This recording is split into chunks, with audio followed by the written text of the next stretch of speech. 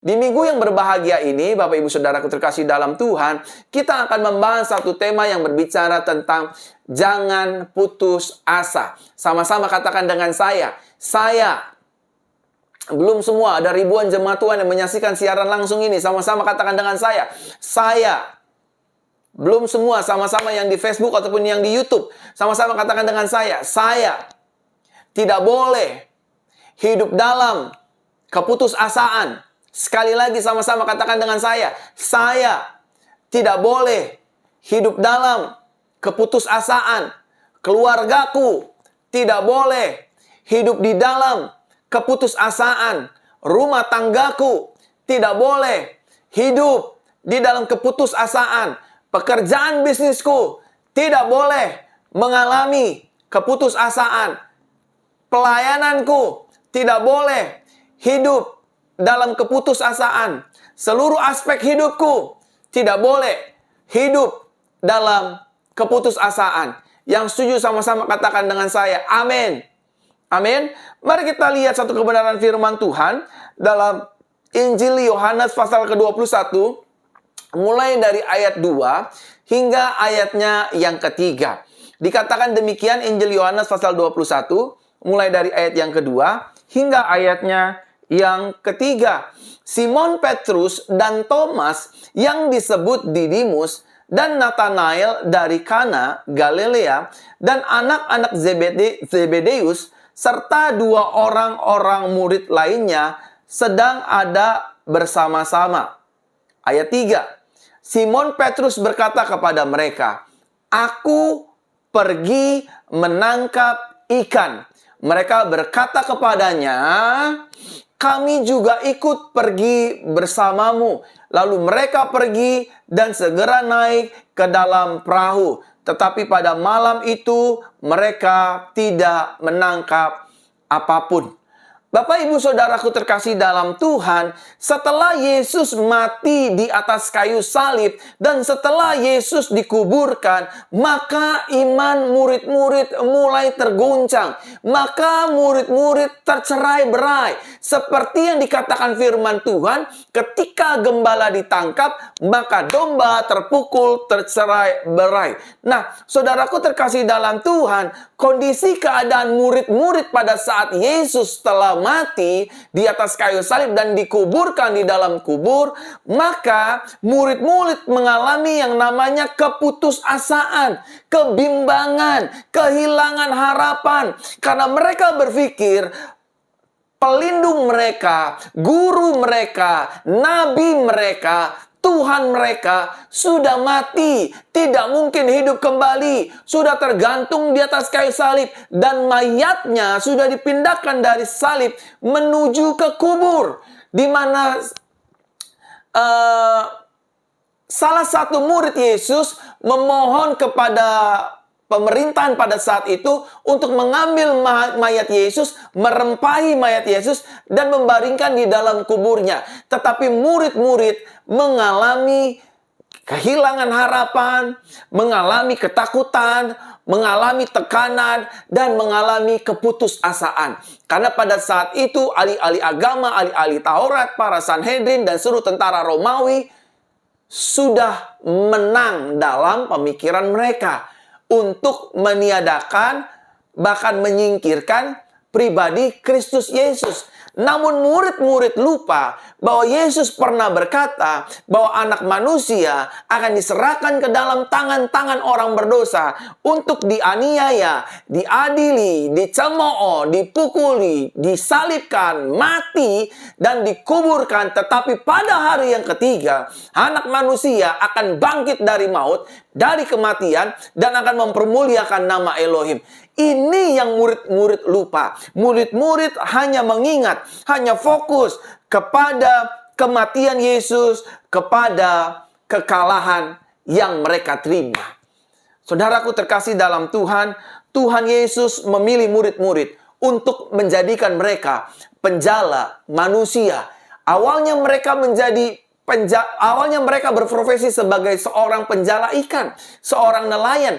Tetapi ketika mereka berjumpa dengan Yesus, Yesus mengubah Simon Petrus dan seluruh murid-murid untuk menjadi penjala manusia.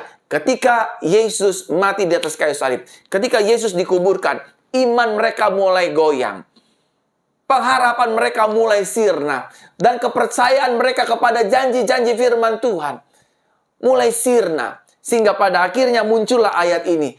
Petrus kembali kepada kehidupan yang lama. Dari penjala ikan menjadi penjala ikan kembali. Tetapi puji Tuhan, Tuhan tidak melihat kegagalan kita. Tuhan tidak melihat iman ketidakpercayaan kita. Tuhan tidak melihat kekurangan hidup kita. Meskipun demikian, Simon Petrus kembali kepada kehidupan yang lama.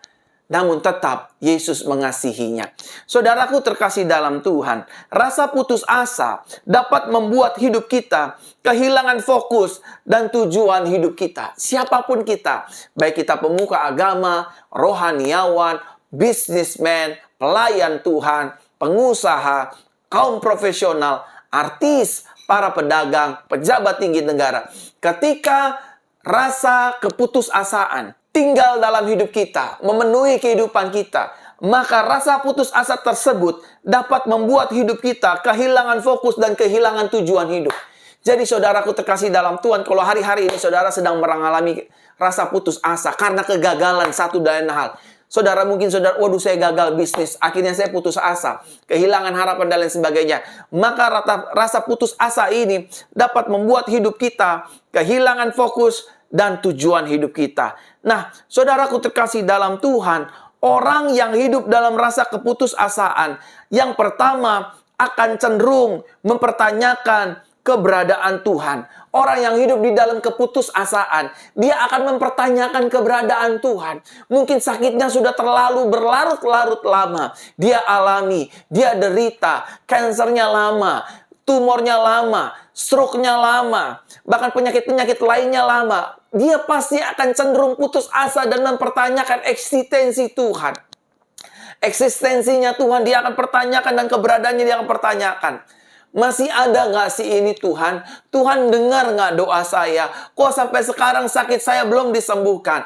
Kok mujizat belum terjadi atas hidup saya? Orang yang putus asa akan cenderung mempertanyakan Tuhan itu di mana? Apakah Tuhan mendengar doa saya? Apakah Tuhan peduli dengan saya? Apakah Tuhan nggak mengasihi saya? Saya ini udah lama miskin. Saya ini udah lama susah. Saya ini udah lama hidup dalam sakit penyakit. Saya ingin hidup jadi orang kaya. Saya ingin popularitasnya naik. Saya ingin pangkat kedudukan saya naik. Orang yang sudah putus asa, saudara, dia akan menanyakan besar-besar, di manakah Tuhan itu berada? Kapankah Tuhan menjawab doa saya? Kapankah Tuhan memulihkan hutang piutang saya? Kapankah Tuhan melawat saya? Padahal saya pernah pergi ke gereja, saya sering mengembalikan persembahan, memberikan persembahan, mengembalikan perpuluhan, saya sudah melayani, tapi dia hidup dalam keputusasaan. Rasa putus asa dapat membuat hidup saudara dan saya mempertanyakan keberadaan Tuhan, mempertanyakan kebesaran Tuhan, mempertanyakan kesetiaan Tuhan. Oleh karenanya saudaraku terkasih dalam Tuhan, sebagai rekan, sebagai sahabat, sebagai gembala jemaat, saya ingin sampaikan kepada Bapak Ibu saudaraku terkasih dalam Tuhan, jangan hidup di dalam rasa putus asa. Sekali lagi, saya mohon Bapak Ibu saudara, jangan hidup di dalam rasa keputusasaan. Sama-sama katakan dengan saya tidak boleh putus asa. Amin. Saya tidak boleh putus asa. Bisnis saya tidak boleh putus asa. Pelayanan saya tidak boleh putus asa. Amin, saudaraku terkasih dalam Tuhan. Kita nggak boleh putus asa. Karena kita masih punya Tuhan Yesus yang besar, yang menyertai, membimbing, memberkati, dan membela hidup kita. Yang setuju katakan amin. Yang kedua, orang yang hidup dalam rasa keputusasaan, dia akan cenderung meragukan firman Tuhan. Aduh, firman Tuhan itu nggak terjadi atas hidupku. Katanya Tuhan bawa kelimpahan, tapi hari ini saya masih miskin. Orang yang hidup dalam putus asa, dia akan meragukan firman-Nya. Dia bukan hanya meragukan keberadaan Tuhan, tapi dia juga akan meragukan kebenaran firman Tuhan. Katanya Tuhan menyertai, mana kok saya ditinggali? Mana kok saya susah? Mana saya kok miskin? Katanya Tuhan berfirman, aku datang bawa kelimpahan. Kok saya masih miskin? Saudara sedang mengalami keputusasaan. Karena rasa putus asa yang pertama mempertanyakan keberadaan Tuhan. Yang kedua, meragukan firman Tuhan. Sakit saya nggak sembuh-sembuh. Katanya Tuhan adalah penyembuhku. Katanya Tuhan berfirman di atas kayu salib, it is finished, sudah selesai. Dia menanggung kutuk dosa kita. Dia menanggung sakit penyakit kita. Mana? Buktinya sampai hari ini saya nggak sembuh-sembuh. Buktinya sampai hari ini saya masih dalam sakit. Saya masih di rumah sakit. Saya masih ketergantungan obat. Saudaraku terkasih dalam Tuhan, pulihkan terlebih dahulu rasa putus asa kita. Ketika rasa putus asa kita sudah dipulihkan Tuhan, maka kita bisa melihat firman-Nya yang ajaib, yang menerangi hidup kita. Karena firman Tuhan berkata, firman-Nya adalah pelita bagi kaki kita dan terang bagi jalan-jalan kita, menerangi hidup kita, mengubahkan hidup kita, memberkati hidup kita, dan memulihkan hidup kita. Yang setuju katakan amin, saudaraku terkasih dalam Tuhan. Yang selanjutnya, orang yang hidup dalam rasa keputusasaan akan cenderung mudah melupakan janji-janji Tuhan. Dia lupa sama janjinya Tuhan, bahwa Tuhan akan menyertai hidup kita.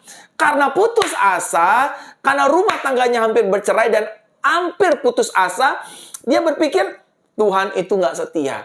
Tuhan tidak mengenapi firman-Nya. Katanya Tuhan benci perceraian, tetapi suami saya kok malah menggugat saya cerai. Katanya Tuhan benci perzinahan, kok istri saya selingkuh tidur dengan laki-laki lain. Kok suami saya pergi dengan perempuan lain. Karena kita putus asa, sehingga pada akhirnya kita lupa dengan janji-janji Tuhan. Kita hanya fokus dengan masalah, kegagalan, kehancuran, ketidakberhasilan kita, masalah demi masalah, kita hanya fokus di sana, sehingga kita melupakan janji Tuhan. Padahal janji Tuhan itu ya dan amin. Firman Tuhan berkata ketika Tuhan berjanji, Dia mengikat janjinya dengan sumpah kepada hidup saudara dan saya. Sama-sama katakan dengan saya tidak boleh melupakan janji Tuhan. Amin. Orang yang putus asa akan mudah melupakan janji Tuhan. Dan yang terakhir, bahayanya orang yang hidup dalam rasa keputusasaan akan cenderung hidup dalam perasaan emosi yang tidak stabil. Setiap hari dia emosi terus, saudara. Karena putus asa, karena frustasi, karena kehilangan semangat, kehilangan harapan. Saya udah umur 30 tapi belum punya pasangan hidup. Saya udah menikah 5 tahun tapi belum punya keturunan. Saya sudah berobat tapi tak kunjung-kunjung sembuh. Akhirnya dia marah-marah, dia emosi, dia salahkan orang, dia salahkan orang tuanya, dia salahkan pasangannya, dia salahkan suaminya, dia salahkan istrinya. Karena kamu sih, akhirnya usaha saya jadi berantakan. Karena kamu sih, saya menikahi kamu. Perempuan sial, sehingga pada akhirnya usaha saya tidak ada satupun yang berhasil. Orang yang putus asa akan cenderung emosinya tidak stabil. Yang pertama, dia akan cenderung mempertanyakan keberadaan Tuhan. Yang kedua, dia akan meragukan Tuhan. Yang ketiga, dia akan melupakan janji-janji Tuhan. Dan yang keempat, orang yang putus asa cenderung hidup dalam perasaan emosi yang tidak stabil. Mudah meledak-meledak, mudah marah, mudah mempersalahkan orang, mudah mempersalahkan keadaan, mudah juga mempersalahkan diri sendiri. Nah, saudaraku terkasih dalam Tuhan, perlu saudara dan saya ketahui bahwa putus asa bukanlah suatu keadaan, melainkan suatu keputusan hidup. Sama-sama katakan dengan saya, putus asa bukanlah suatu keadaan, melainkan suatu keputusan hidup. Sekali lagi sama-sama katakan dengan saya, rasa putus asa bukanlah suatu keadaan, melainkan suatu keputusan kehidupan kita. Keadaan boleh tidak menyenangkan, keadaan boleh sangat memberatkan hidup kita, namun keputusan ada di tangan hidup saudara dan saya. Apakah kita mau kecewa? Apakah kita mau marah-marah? Apakah kita mau kehilangan harapan? Apakah kita mau lemah iman? Atau apakah sebaliknya, kita percaya Tuhanku setia, tidak akan meninggalkan hidupku, Dia akan memberkati hidupku, Dia akan menyertai hidupku, Dia akan menolong hidupku, Dia akan pelihara hidupku. Karena aku yakin, aku percaya, bagi Yesus dan bagi aku tidak ada perkara yang mustahil. Karena aku yakin dan percaya firman-Nya ya dan amin. Ketika Dia berfirman, maka firman-Nya pasti akan digenapi. Yang setuju sama-sama katakan dengan saya, amin. Amin, saudara. Saudaraku terkasih dalam Tuhan, saya ingin menyampaikan kesaksian. Gereja kita sedang mengontrak tempat baru sampai tahun 2026. Gereja Jesus Christ Church di Jakarta, kita putuskan, kita meetingkan, kita rapatkan dengan seluruh pelayan Tuhan Gereja Jesus Christ Church untuk kita cari tempat untuk kita kontrak. Saudara, singkat cerita, kami bayar down payment. Waktu kami bayar down payment, saudaraku terkasih dalam Tuhan, dari tahun 2020 hingga tahun 2026. Kita kontrak, kita tanda tangan, saya tanda tangan mewakili gereja sebagai gembala jemaat.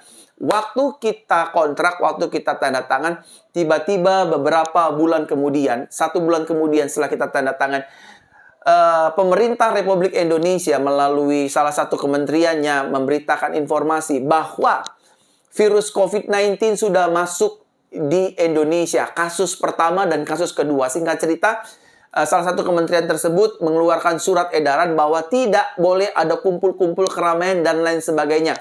Sehingga seluruh kegiatan ibadah ditutup total. Keadaannya harus semi-lockdown. Fase 1, PSBB tingkat 1. Semuanya takut, semuanya gentar, semuanya gusar.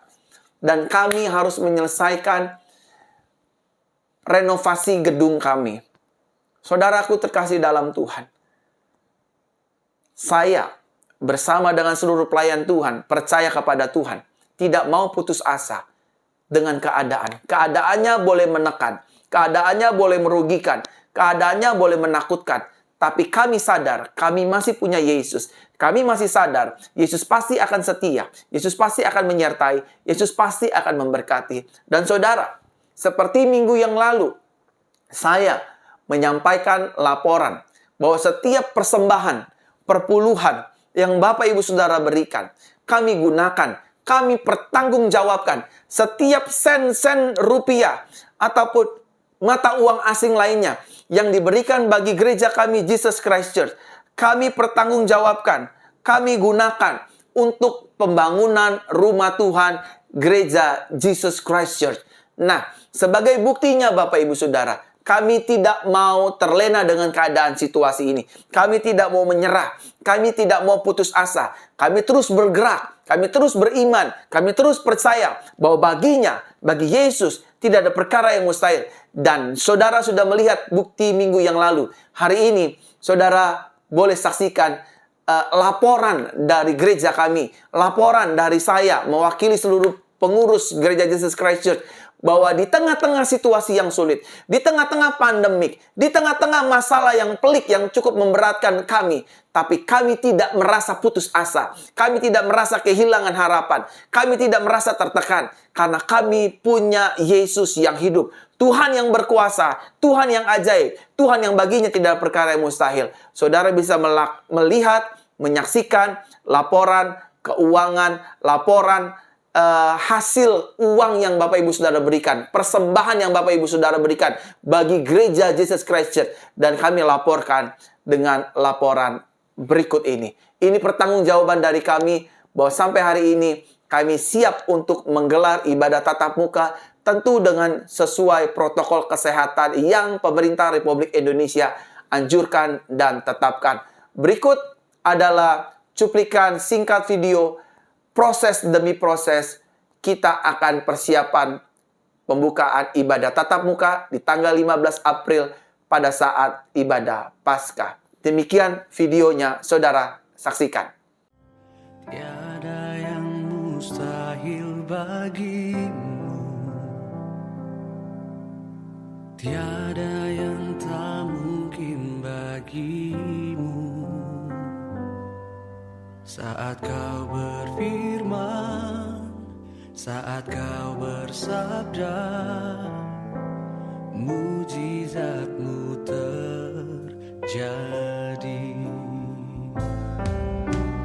Tiada yang mustahil bagimu, tiada yang tak mungkin bagimu. Saat kau berfirman, saat kau bersabda, mujizatmu terjadi. Yesus, kau ajaib. Yesus,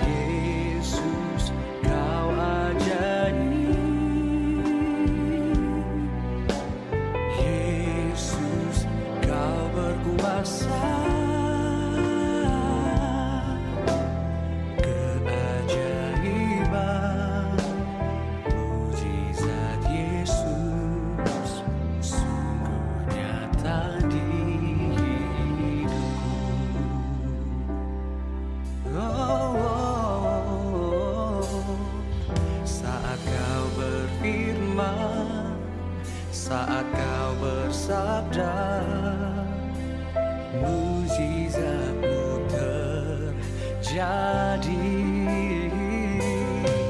saat kau berfirman, saat kau bersabda, mujizatmu terjadi.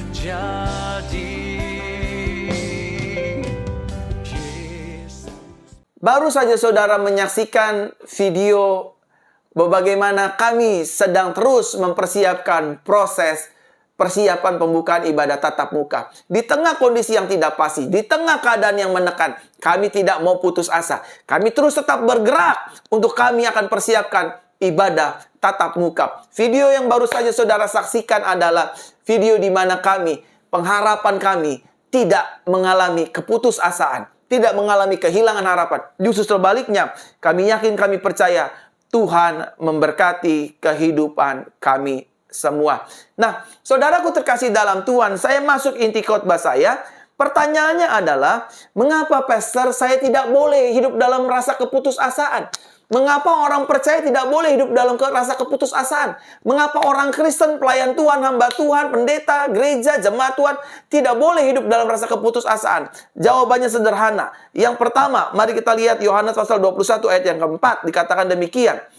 Menjelang pagi, Yesus berdiri di pantai itu, akan tetapi para murid-murid tidak mengetahui bahwa itu adalah Yesus. Mengapa kita tidak boleh hidup dalam rasa keputusasaan? Yang pertama, karena Yesus selalu ada dan setia untuk hidup saudara dan saya. Sama-sama katakan dengan saya, Yesus selalu ada bagi hidupku dan setia bagi hidupku. Amin. Kita nggak boleh putus asa karena Yesus masih ada setia dalam kehidupan kita.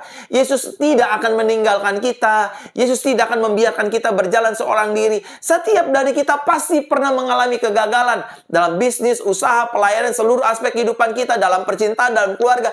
Tapi percayalah, Yesus saudara dan Yesus saya tidak akan meninggalkan hidup kita. Kita tidak boleh khawatir, kita tidak boleh putus asa karena Yesus saudara dan Yesus saya adalah Tuhan yang setia, yang tidak akan meninggalkan hidup kita. Sama-sama katakan dengan saya punya Yesus yang setia. Saya punya Yesus yang dahsyat, yang tidak meninggalkan hidup saya. Amin. Saudaraku terkasih dalam Tuhan, mari percayailah, imanilah bahwa kegagalan kita tidak bisa merubah rencana Tuhan yang ajaib dalam kehidupan kita. Bukan berarti kita hidup dalam kegagalan, karena setiap manusia pasti mengalami kegagalan. Tetapi jangan putus asa. Kalau hari-hari ini sakit saudara belum sembuh, jangan putus asa. Kalau hari-hari ini saudara usahanya mentok, sepertinya tidak ada yang beli, sepertinya tidak diberkati, jangan menyerah. Jangan lekas-lekas patah semangat. Jangan lekas-lekas putus asa. Percayalah, Tuhan selalu ada, setia, menyertai, dan mendampingi hidup saudara dan saya. Yang kedua, kenapa kita tidak boleh hidup dalam keputusasaan? Karena tadi yang pertama, Yesus selalu ada di hidup kita. Dia setia mendampingi kita. Yang kedua, karena Yesus tidak fokus dengan kegagalan hidup kita, melainkan dia fokus dengan perubahan kita. Mengapa kita tidak boleh mengalami keputusasaan? Tidak boleh hidup dalam rasa putus asa? Karena Yesus nggak fokus dengan kegagalan kita. Yesus fokus dengan hidup saudara dan hidup saya. Setiap dari manusia pasti punya kegagalan. Dalam usahanya, dalam dagangannya, dalam bisnisnya, dalam pelayanannya. Pasti punya salah. Pasti punya kegagalan. Tapi Yesus tidak fokus dengan kesalahan kita dan kegagalan kita. Karena Yeremia 29 ayat 11 berkata, Dia Tuhan yang memiliki rencana dan rancangan dan hari depan yang penuh dengan harapan bagi hidup saudara dan saya. Yang setuju katakan amin. Yang ketiga, Bapak Ibu Saudara terkasih dalam Tuhan, mengapa kita tidak boleh hidup dalam rasa putus asa? Yang ketiga, karena rasa putus asa bisa ditunggangi oleh iblis. Sama-sama katakan dengan saya, rasa putus asa bisa ditunggangi oleh setan. Sekali lagi, rasa putus asa bisa ditunggangi oleh iblis. Jadi saudara jangan mau putus asa. Aduh, sakit saya nggak sembuh, Pastor Verona. Saya sudah ikutin ibadah Senin, Rabu, Jumat, Minggu. nggak sembuh-sembuh, akhirnya percuma saya berdoa. Nah, ini iblis mau seperti ini. Sehingga kita meyakini, saya ini ada dosa, saya ini nggak layak, saya ini nggak layak terima mujizat, nggak layak terima kesembuhan, nggak layak terima pemulihan, nggak layak terima pertolongan Tuhan. Nah, kalau sampai ada di pikiran dan di hati, di telinga kita bilang nggak layak, nggak layak, nggak layak, nggak layak, itu suara pasti datang dari setan. Setan sudah menunggangi kehidupan kita. Setan sudah menjadi dalang atas hidup orang percaya.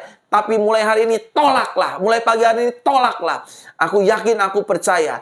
Aku nggak boleh putus asa. Karena hidupku adalah bait Roh Kudus. Tubuhku adalah bait Roh Kudus. Yesus ada di dalamku. Aku nggak boleh putus asa. Justru sebaliknya, di tengah-tengah kegagalanku, aku percaya ada rencana Tuhan yang indah, ada rencana Tuhan yang besar, ada rencana Tuhan yang ajaib, yang akan memulihkan hidupku, memberkati hidupku, dan mengubah keadaanku. Dari yang tidak diberkati menjadi diberkati, dari keadaan ekonomi sulit menjadi berkelimpahan, dari orang biasa menjadi orang yang luar biasa, karena Tuhan mengurapi kita dan menaruh roh yang lebih daripada pemenang atas hidup saudara dan hidup saya. Dan yang terakhir, Bapak Ibu Saudaraku, yang keempat, mengapa kita tidak boleh hidup dalam rasa putus asa? Karena anugerah Tuhan Yesus yang besar selalu tersedia bagi kehidupan kita. Percayalah, Tuhan pasti akan menolong kita. Tuhan pasti akan membela kita. Tuhan pasti akan membimbing kita. Nggak perlu kita hidup dalam kekhawatiran, keputusasaan yang berlarut-larut. Sekali lagi, manusia pasti punya titik kelemahan, punya kesalahan, punya kegagalan. Tetapi percayalah, anugerahnya diberikan besar bagi hidup saudara dan saya. Karena Dia adalah Tuhan yang setia, yang tidak meninggalkan kehidupan kita. Ingat, putus asa bukanlah satu situasi dan kondisi. Putus asa adalah satu keputusan mutlak dari hati dan hidup kita. Kita yakini, kita percaya, saudara. Sama seperti Daud berkata, "Mengapa engkau gelisah dan tertekan, hai jiwaku? Berharaplah kepada Elohim." Hari ini, pagi hari ini, kita juga mau memperkatakan perkataan yang sama seperti Daud, sesuai dengan firman Tuhan. "Mengapa engkau tertekan, hai jiwaku? Berharaplah kepada Tuhan." Jangan putus asa, karena dalam Tuhan selalu ada pertolongan, selalu ada pembelaan, selalu ada penyertaan, dan anugerahnya selalu tersedia bagi kehidupan kita. Dia akan memberikan kita pertolongan, kemenangan yang gilang gemilang, dan mujizatnya setiap hari. Amin untuk kebenaran firman Tuhan.